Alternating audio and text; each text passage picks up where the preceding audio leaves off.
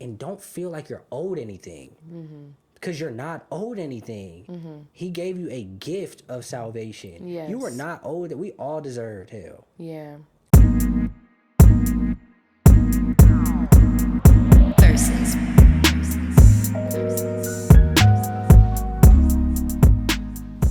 Family, shalom. Shalom. Shalom, shalom, shalom. Why you look at me? Because I was telling you shalom. I was blessing you. Shalom. Shalom. What's up, y'all? We're back again. Thank you for waiting. That's a little sneak peek on what we're going to talk about today. Waiting on us and for another week. We're here. We got a special one for you guys today. Every week is a special one. Yeah. Tailored to our own experiences. Yeah, I don't know if you all have been noticing that, but like this whole season is tailored, already has been tailored to our own experiences. Yeah. And we're basically just on here like really talking about like in live action what it is we're dealing with. Yeah, and I guess a lot of you are dealing with the same things as well from the feedback that we're getting. So we're just gonna keep rolling with it. So today, what are we gonna be talking about? So today, we're gonna be talking about waiting on YAH. Oh Lord, how long?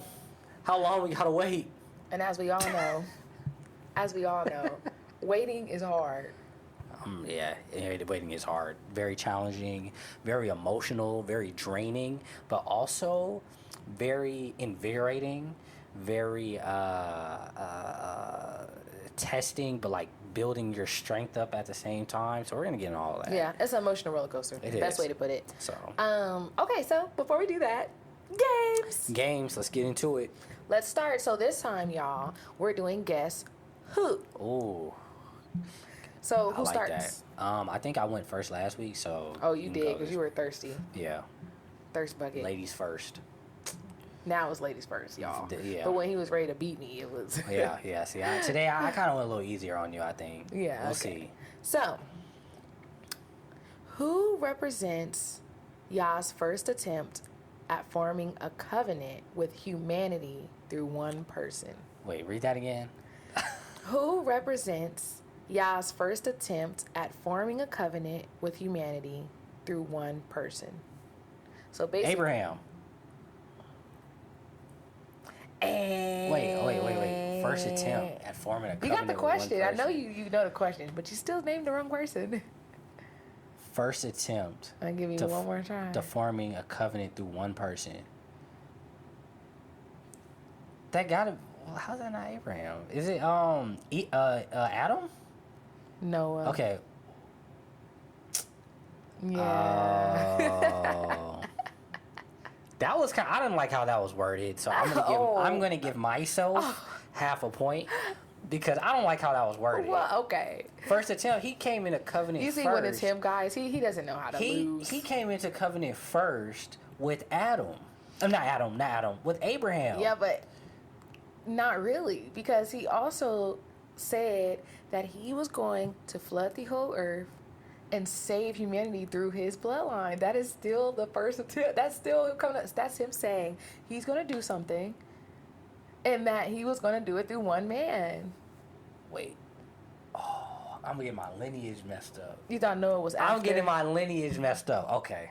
So I guess you're no right. points. You're right. No points. That lineage, man. That lineage is tough, bro. No, Okay. yeah, Noah definitely came before Abraham. He Yeah, did. Okay. Yeah, you're right. Okay, I was wrong. Yeah, you are. Okay. But it's okay, babe. All right, so your turn. Yeah. Dang. Okay. It's all right. I hope you guys learned something. Next question.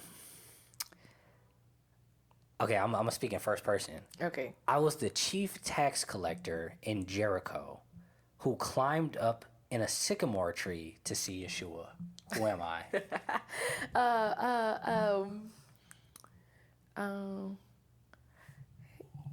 Shoot. Hold on. No, wait. No. It's Zev. Oh, he has a weird name. What is he? The timer ran No, out. don't do that. Because I know The timer it. ran out. They say, what is it? Nice try, something. What is it? Zacchaeus. The timer ran out twice. I didn't give Yes, you that a is the timer. answer. That is the answer. You are correct. but the timer No, did I run didn't out give you a twice. timer. So that means that you have You gotta see how you- deducted 0.5 points, so we're tied. Chris, you can't a So tie. you're tied because I gave myself God 0.5 the first time. You know what? So Whatever. okay, My turn. yes, but you got it right. Zacchaeus was a wee little man. Who becomes the queen of Persia? Bro, what? Oh, that's Oh, I know You who might that get is. this. I know who that is. That's Dang, guess who is tough? Cause you gotta remember all these characters. These real people. Esther. Good job. Ding, ding, ding. Yeah. All right, well, give me my last one. Yeah. Who was the final judge?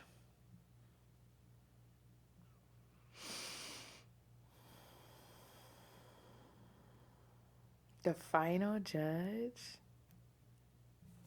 Is this a common one? Yeah. Samson? No, that was not Samson. Deborah? I don't know. You don't know? Samuel. He was a judge? He was a judge. He was the final judge. I didn't know he was a judge. Because Saul was the first king. I thought he was just a prophet. No, he was a judge. Yup. I knew when I read that, I was like, oh, I'm definitely using this one. See, do you see how he is? All right, so we tied up. Tied up. He tied up this week. Good I job. didn't know Samuel. Wow. Samuel was a judge. He was. Did you know that? Before I read it? Yep. Nope. I thought he was just a prophet. Anyways, all was a right, judge. moving forward. Okay, waiting on YAH. Yes. Yes. Waiting on YAH. Such a challenging characteristic of this journey as a believer. Yeah. Very, because we just want him to move on our time. Mm-hmm. And he's going to move on his own time. Yeah. And he's going to do what he wants to do. Yeah. Because what he does is what's best. Yeah. For you. It honestly, waiting on YAH knocks out a lot. Knocks out pride, wanting to control, having to be, I'm not going to say detached from your emotions, but having to walk by the spirit and not by the flesh, because your flesh will tell you like to just jump and dive into stuff because you don't like how you're feeling. What else? It knocks out so much. I think pride is the biggest one, man. Yeah, Because you really have to trust him and trust that he knows what's best. And what you would not you, working like, on your own time? in simple terms, define pride to somebody who has no idea? Ooh, pride. Pride is thinking that basically like you can do YAH's job. So basically, self-idolization, Yes. like putting yourself in a position of YAH. Yes. Thinking you can do his job. Thinking you are the center. Thinking that you serve only yourself. Like So like selfishness. self-worship. Yeah, Selfishness. Like, so when you're waiting on him, you have to fight pride because pride's going to tell you to go. And YAH's telling you to stay. Yeah. YAH's telling you to be patient. But pride is going to tell you stop being patient, make it happen yourself. You see? So that's why waiting is so challenging for us who have this flesh, because sin resides in the flesh. Our spirit wants to wait and be patient, but our flesh wants to go, make it happen yourself. And you would think that this is a battle that would get easier, but at least from experience, you have roller coasters, you have ups and downs. There's moments where you're like, all right, I can do this. Like, all right, I'm waiting. And then when circumstances start hitting you, time starts going by, and the deadline that you set for YAH gets passed and he still hasn't done what you want him to do, that's when you start getting tested, and it's like a constant cycle. It's a constant cycle. And honestly. then not to mention when you see others around you getting things that you want. Yeah. And it's like you gotta fight jealousy, you gotta fight covetousness, you gotta fight all those things. And continue to be faithful and continue to praise him and serve him. But to start off, I wanted to read this word. I think it's a very interesting word that's used throughout the word. Not many times. I think when I researched it, it was only used maybe like 8 times throughout the Old Covenant and New Covenant. But it's this word called word Teraé, right? And I'm going to read where it mentions Teraé in the New Covenant when Yeshua I'll look for you. tells the disciples to Teraé. So let's go to it. And what is it? It is Luke 24:49.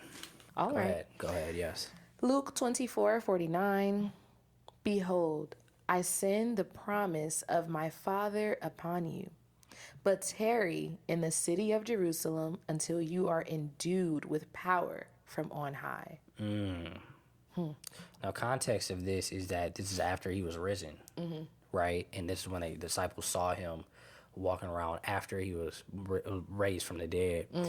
But you see how he tells the disciples to tarry, and the definition of this word tarry is to make sit down, right? To sit down, That's interesting. wait, like chill out, right?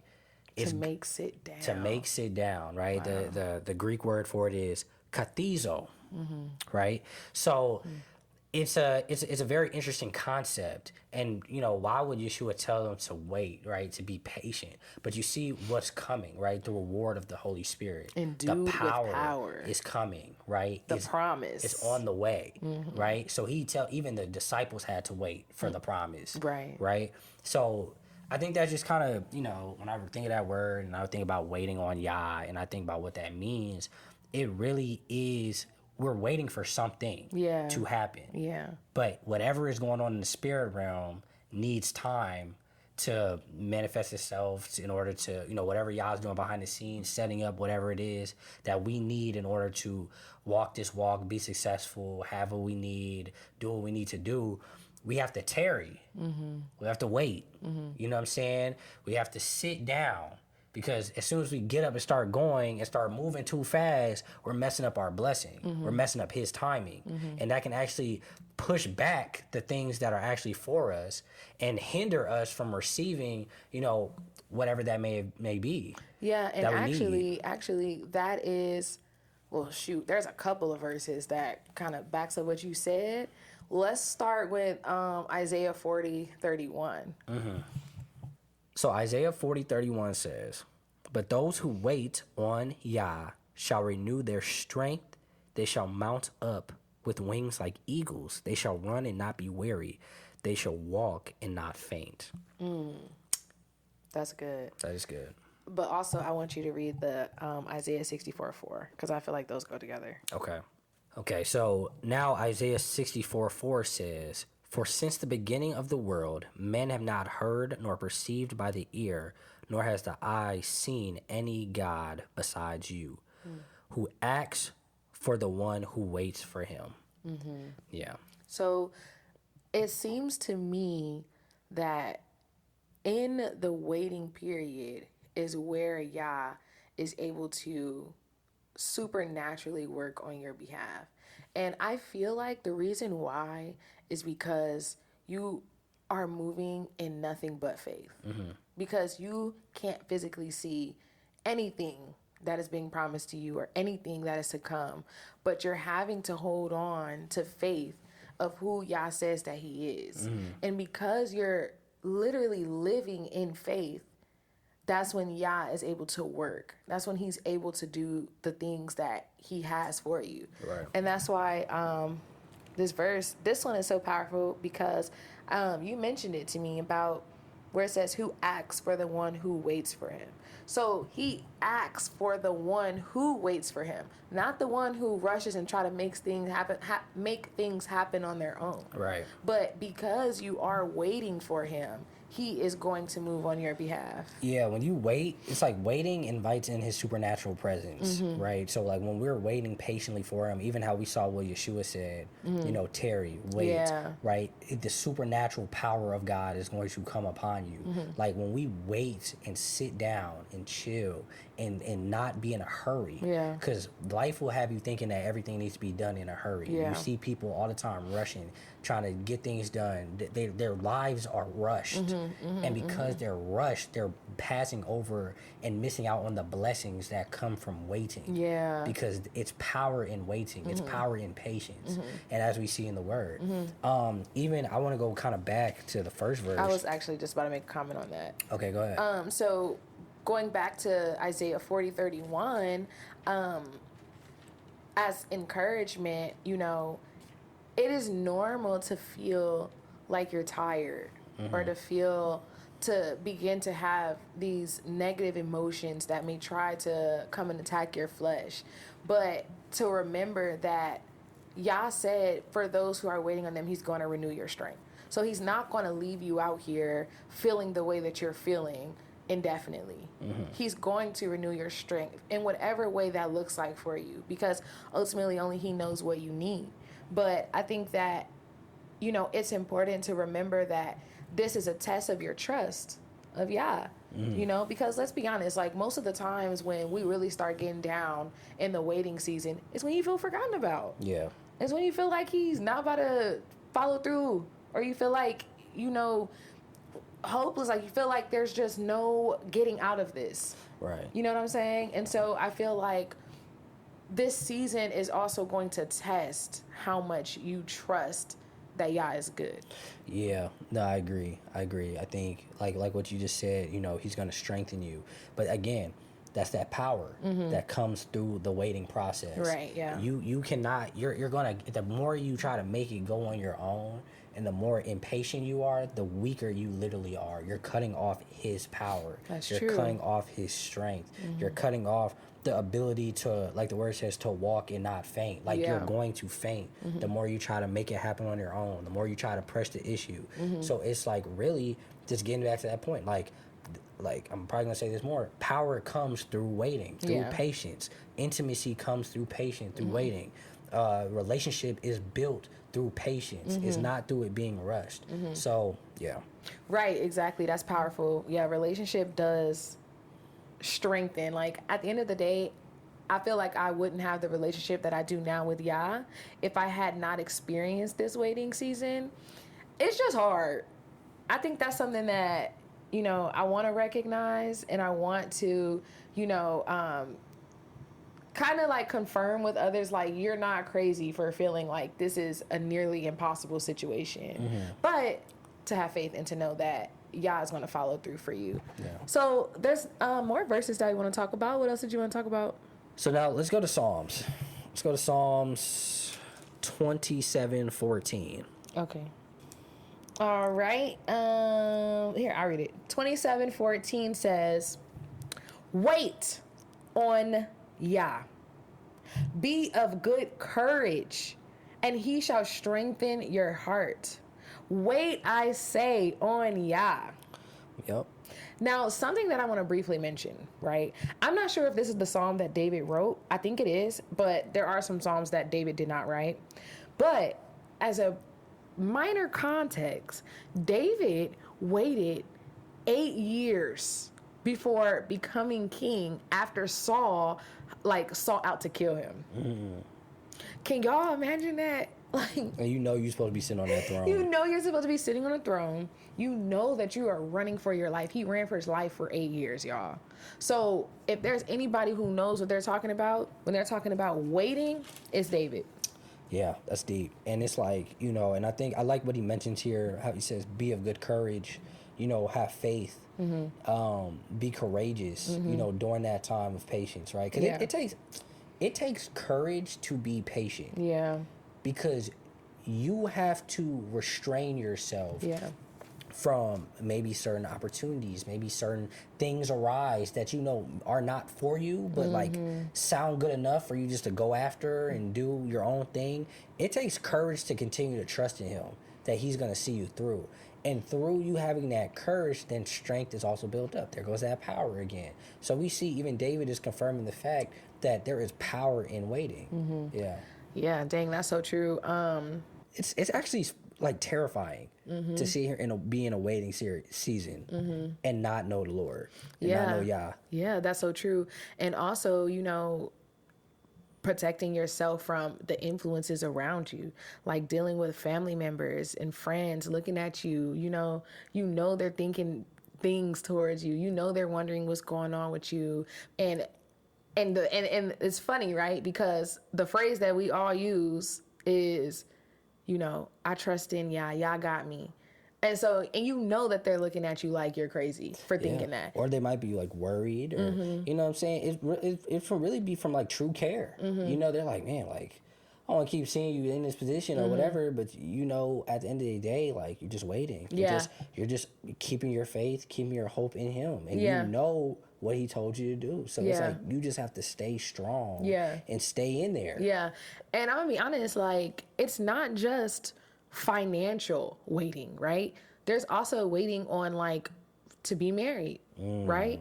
You feel like YAH has already told you that you're going to be married.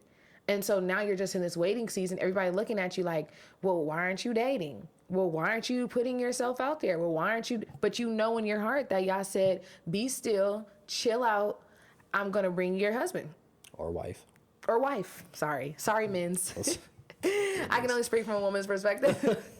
But we be leaving y'all out. No, just don't care. But yeah, like, you know, there's so many different forms of waiting. And like I said, I really believe that it is all based on faith because, yeah, it gets really scary, you know? Listen, waiting on Yeshua to come back. That's the real wait. That's hard, man. Yeah. Like, cause you just look outside the window, you be like, dang, it's crazy all out the there. crazy stuff. It's crazy out here, man, for a believer. Yeah. How much longer do we have to wait, Lord? Like, how much longer? Yeah. But really, you know, we're here for the unbelievers, for those so we can minister, so we can share the gospel, so that more souls can get saved. That takes waiting. Yeah. You have to be patient to endure all the persecution, the looks, the disrespect that you get from the world. Yeah. We have to wait and be strong in that. Even just to go out and live. Ooh, that's so true. We're talking about you know, it's personal things, but then there's corporate things as well when it comes to waiting. The corporate things be the big ones too. I'm not even gonna lie to you. Those are the most important ones for real. I wanted to read Psalm 37:7. All right, Psalm 37:7, it says, "Rest in YAH, in the Lord, and wait patiently for him. Do not fret because of him who prospers in his way, because of the man who brings wicked schemes to pass." Now, I felt like that was good for what you were just talking about. Because, let's be honest, what makes it so difficult to wait on Yeshua is that you see all these wicked people, and they're working, they're traveling, they're living their best ignorance is bliss life. Man, you be like, wait a minute. And like, it's really a battle to not compare, to not covet, to not envy the wicked, because we have been giving the gift of sight to be able to discern and to see what is really going on in the world. There's a Psalm 73 by Asaph. And I suggest anybody go read that psalm when you feel like you're comparing yourself to those in the world. And when you start feeling jealous and envious of those in the world gaining these worldly riches and worldly, you know, promotions and things of that nature, go read that psalm. Because like you just said, like, you know, when you have the understanding that this world is temporary. It's not going to be here forever, right? And you understand that, and you have to understand that, like, our reward ultimately is in heaven, right? In this next life. Then you go from feeling jealous and envious to feeling sorrowful. Exactly. Because you know that for some people, this is all they have. Exactly. And this is going to be gone. Yeah. You know? And I think, honestly, that gets rooted in... well, actually, this coincides with what I was going to ask you, which is, what advice do you have for people? What wise counsel do you have for people who are in the waiting season? Like, what are you telling yourself? What is helping you get through the waiting period? But before you answer, I kind of want to answer. So you just ask yourself the question. So my answer to this is... Okay, I want to hear your answer. It coincides with what you were saying about how, you know, you end up feeling sorrowful for the wicked, right?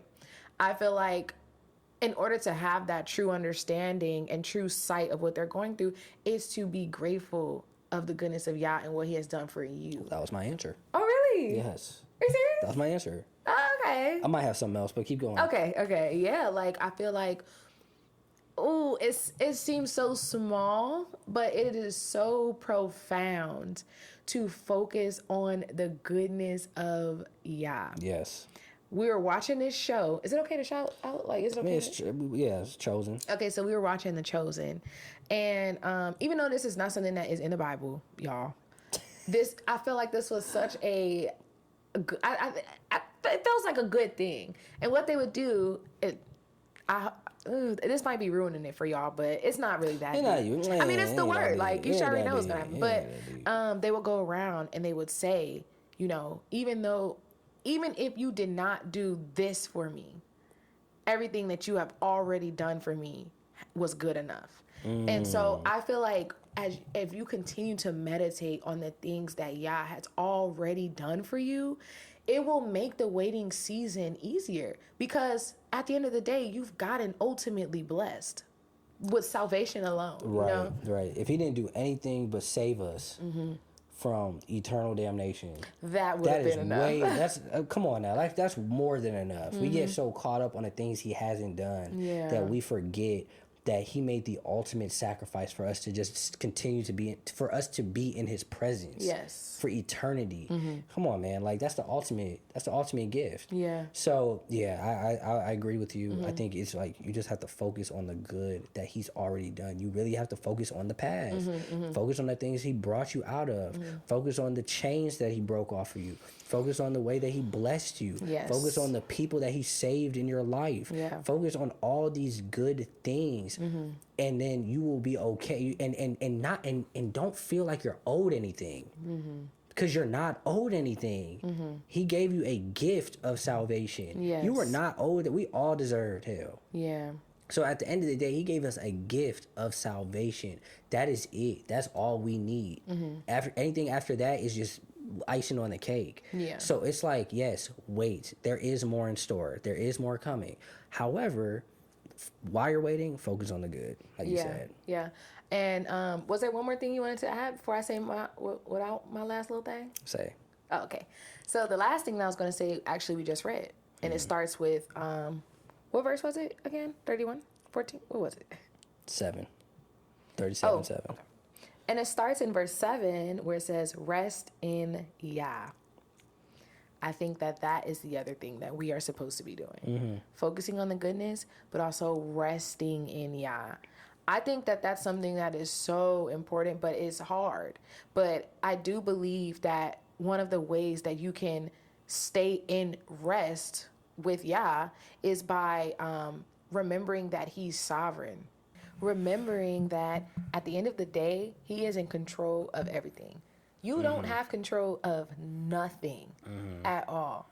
And although that may sound scary, right, especially if you're somebody like me who kind of struggles with control, and I'm working on it.